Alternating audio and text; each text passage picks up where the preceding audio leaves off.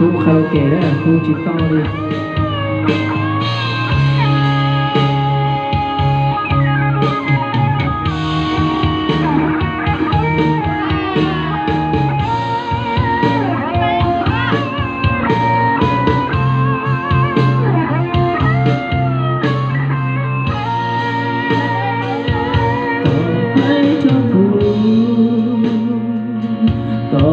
Chỉ cho có lo của thọ có khu cho có buồn vì tiếc khu chỉ do tôi nên có trời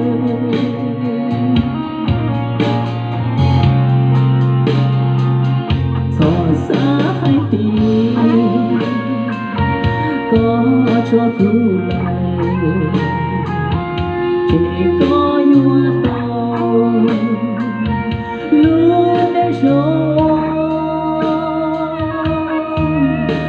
hay tìm cũng chỉ tôi nhanh nhua tàu lý cha là có gió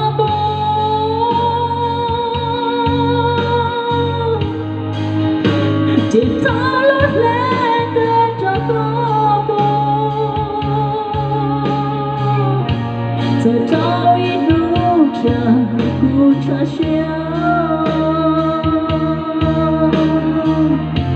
thiết tao không liên cho có thiên đường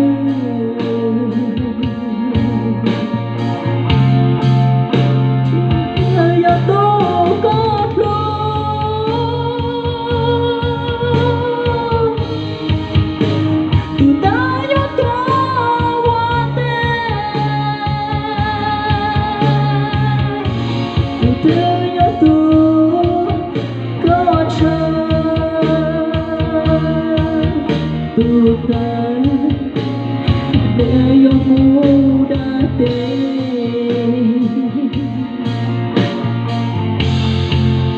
vì con nó sẽ lấy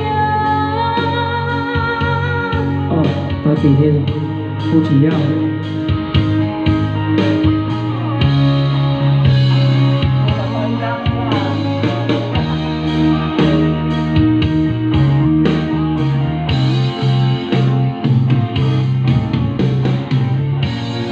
là không xin ông ạ. Cảm ơn ông. Cô chơi vừa thấy ra chưa? Thấy con này. Giờ thì cũ nó trên qua tàu ba. Xa thì có gió tàu này rồi.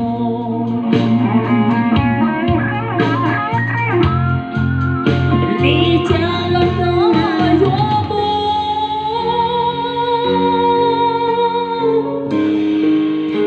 chỉ thao lót lên để cho có buồn giờ trao ít nụ trà cụ trà xéo tiếng tao hoa không lý cho có thiên đường